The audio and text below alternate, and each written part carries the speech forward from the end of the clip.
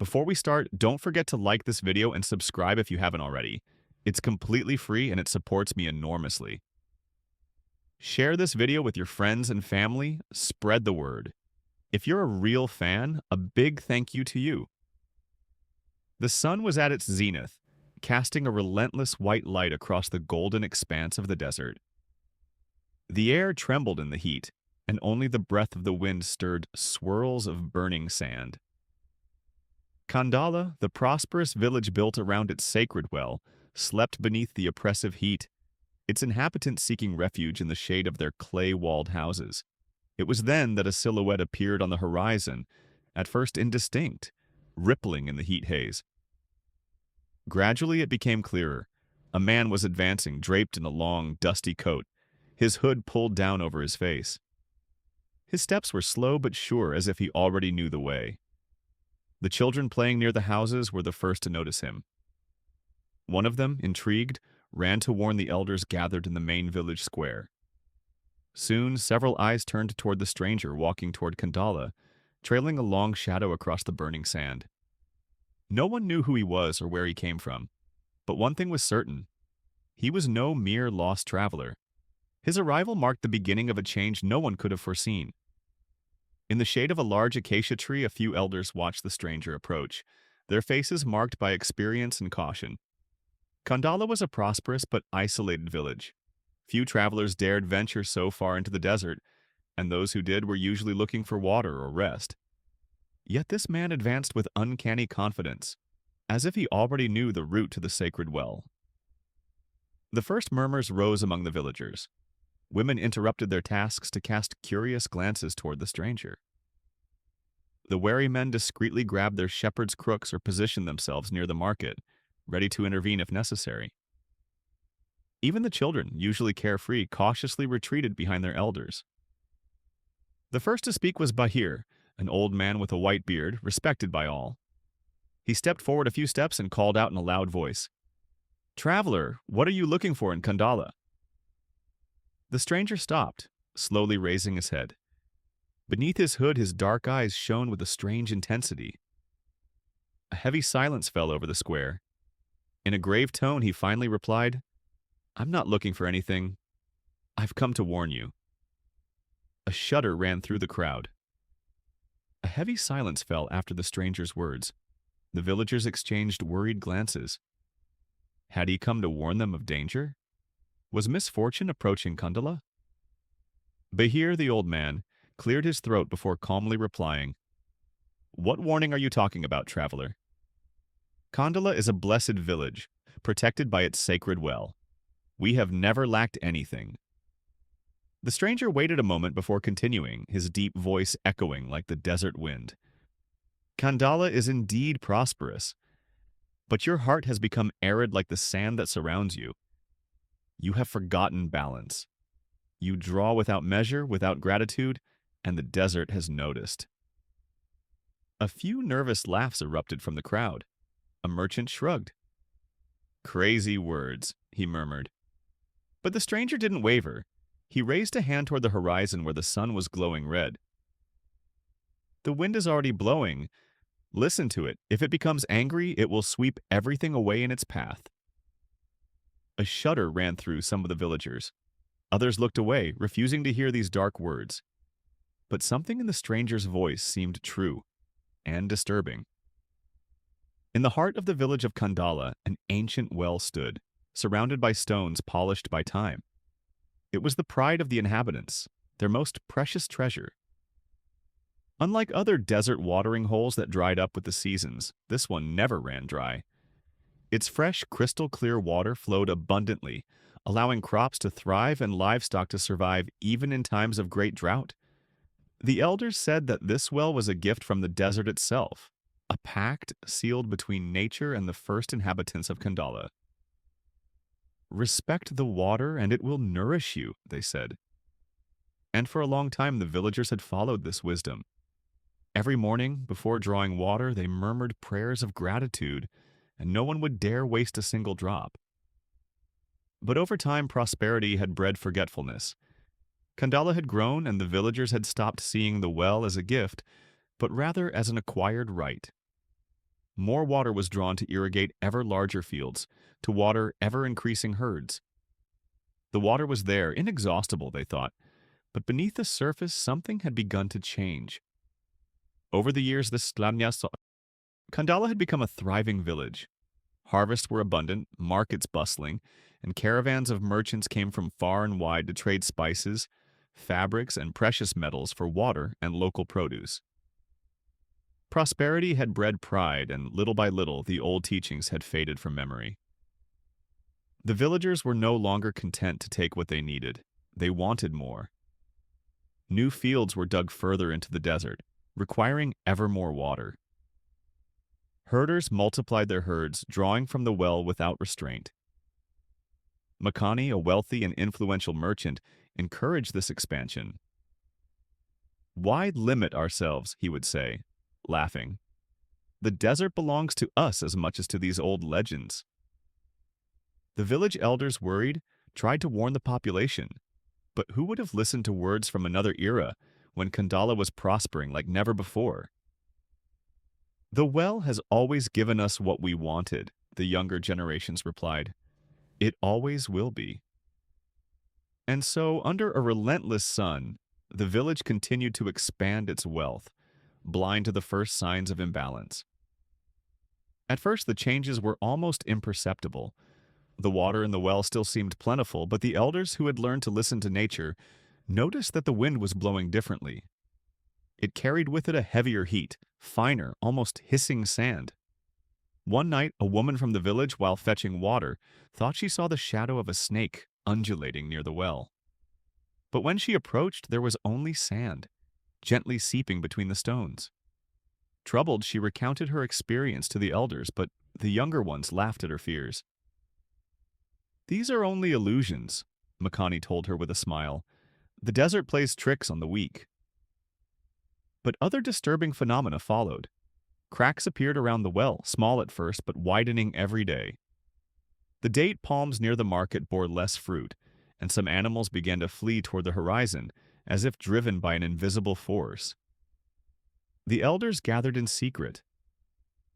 "The desert speaks to us," murmured Bahir, the village elder, "and we refuse to listen." But their words were swept away like grains of sand in the wind, while Khandala continued its carefree course toward its destiny. As the days passed, a strange phenomenon began to manifest itself in the desert around Khandala. Every evening, as the sun set and darkness slowly enveloped the village, a faint, almost imperceptible murmur could be heard. The first to hear it were the children, who were playing in the sand or near the well. At first they thought it was just the sounds of the wind, but they became more and more distinct, like voices whispering incomprehensible words. The adults, preoccupied with their daily tasks, paid them no attention. But soon, even the most skeptical could not ignore the ominous sounds that seemed to creep through the air, carried by the wind. Sometimes the sand seemed to vibrate beneath their feet, and a strange chill pervaded the atmosphere, as if the earth itself were whispering its secrets. Old Amina, one of the last to believe in ancient legends, often stood near the market, gazing lost at the dunes. She felt as if the wind was speaking to her, whispering warnings. But she didn't dare say anything, for fear of being thought crazy. The whispers grew clearer and clearer, and tension grew among the inhabitants of Khandala. The whispers in the sand, at first discreet, became more insistent each night, like a dull echo in the soul of the desert. The villagers began to glance at each other furtively, worried, but no one dared to speak about it openly. The wind that blew at night seemed to carry a new weight, an invisible burden that made even the most daring shiver. The first victims of this malaise were the herders. Their animals, especially the camels and goats, became nervous, refusing to drink from the well, as if sensing an invisible danger. Some even left in herds for the dunes for no apparent reason, as if driven by a mysterious force. The harvests, though still abundant, were beginning to show signs of fatigue. The palm trees withered more quickly. The fruit cracked before it even ripened. The women who tended the fields noticed that the water, though abundant, seemed less pure. The air around them had become thick, as if suspended, and a growing unease gripped the village. Even the youngest, once carefree, were growing more nervous. The laughter had disappeared, replaced by worried looks and unanswered questions. The certainty that something was wrong was becoming more and more palpable. Yet, most continued to live as if everything was fine. But deep down, the worry intensified a little more each day. As the nights grew longer and the wind blew relentlessly, the elders of Kandala gathered outside the village, knowing that the time had come to confront the signs they had previously ignored. But here, the wisest among them sensed that something far deeper than mere natural phenomena lurked behind the whispers and upheavals of the desert. "The desert is calling us," he murmured gravely one evening. "It is speaking to us, and if we don't listen, there will be no more Kandala." His words, though weighty in meaning, were met with awkward silence. Other, less experienced voices were heard, trying to reassure the younger ones. Yet, as the days passed, an invisible force seemed to weigh on the village, urging the inhabitants to act, but without knowing how. Some women, like Amina, who had always believed in ancient pacts, began to pay attention to the signs. She spent long hours observing the dunes, murmuring prayers to appease the desert spirits. She felt that all around her the earth vibrated with an energy she could not understand. One night, as the wind howled louder than ever, a cry pierced the air. It was a cry of alarm, a desperate plea from the desert itself. On the morning of the fourth day after the first whispers in the wind, a strange phenomenon occurred around the sacred well of Kandala. As the first rays of the sun pierced the horizon, a slight movement caught the villagers' attention. On the burning sand, undulating shapes made of fine sand slithered silently around the well. Snakes, but made of sand, without solid bodies or shadows, slithered across the ground, moving in a fluid and almost hypnotic manner. The inhabitants, at first incredulous, watched the scene with growing concern. The snakes, far from moving away or hiding in the dunes, seemed to be circling around the well, grouping in concentric circles like a silent ritual. The sand they left behind formed strange, incomprehensible, almost sacred patterns that seemed to change each time the eye averted its gaze. The children, curious but frightened, remained at a distance, while the adults, caught up in their daily lives, simply watched, uncertain. But something in the air, a palpable tension, indicated that this was no simple natural phenomenon. The wind intensified and a strange chill set in. The sand snakes continued their silent dance, as if the desert itself were trying to communicate a message no one wanted to hear. The elders, gathered under an old palm tree in the refreshing shade, watched the sand snakes with growing concern. Behir, their spiritual leader, was the first to speak, his eyes narrowed in anguish. "These snakes are not natural," he said in a low but firm voice. "They carry within them the anger of the desert spirits." The others, younger ones, were perplexed, but Bahir's grave gaze was enough to convince them that something deeper was hidden behind these manifestations. The elders began to murmur ancient prayers, but even they, visibly troubled, were unsure how to interpret the signs. Amina, who had always been sensitive to the desert's energies, turned to Bahir, her hands trembling. "The wind, the snakes, the cracks in the ground. It's as if the desert itself is testing us. It's warning us. But why now? Why us after all this prosperity?" Bahir nodded, his face marked by the experience of the years. "Because you've forgotten balance, Amina. You've taken without giving, and the desert is reminding us. This isn't just a warning, it's a request. A request we must hear. But who among the villagers would be willing to listen to the voice of the desert?" Despite the warnings of the elders, a large part of Kandala's inhabitants remained skeptical of the signs appearing around the sacred well. Makani, the influential and wealthiest merchant in the village, led the group of the indifferent. He refused to believe that the sand snakes were anything other than a natural phenomenon, a mere illusion created by the wind. "These are just desert games," he affirmed with unwavering confidence. "The desert is vast and its mysteries are part of its nature. This means nothing more than a passing phenomenon." The villagers who followed him nodded, preferring to live in the illusion of their invulnerability. After all, hadn't the well always nourished them, offering them abundant water all these years? Why question such deep-rooted prosperity? Some of the younger ones, influenced by Makani's words, mocked the elders and their superstitions. They continued to exploit the resources without restraint, drawing from the well as if nothing had changed. But as the air grew heavier and heavier, and the sand snakes continued their strange dance, one question remained: how long would they ignore the signs before the desert's wrath was fully unleashed? One night, as the village of Kandala slept under a starry sky, the wind suddenly changed direction. Light at first, it quickly transformed into a powerful blast, like a deep breath of the earth itself. The sand swirled up, covering the streets and houses, as if the desert wanted to erase everything. The stars disappeared, swallowed up by the dark clouds that gathered in the sky. The villagers awoke in panic. Doors slammed, windows shook under the pressure of the wind, which now roared like a hungry monster. The heat of the day gave way to a biting cold, just as the spirits of the desert seemed to manifest themselves with increasing violence. The first signs of a storm were approaching with unexpected brutality. Palm trees bent under the force of the wind, the date palms that had long resisted bending and breaking under the onslaught. The well, once a symbol of prosperity, also seemed to be troubled. Water bubbled to the surface, and small shards of sand rose around it. The elders gathered immediately, but for the first time a shadow of doubt crossed their eyes. Something serious was approaching, and yet most of the villagers still did not understand the nature of this danger. As the storm intensified, an even stranger phenomenon occurred. The wind, already blowing with a rare intensity, seemed to carry voices. Inaudible at first, the whispers became clearer and clearer, almost intelligible, as if the wind itself were whispering words, warnings.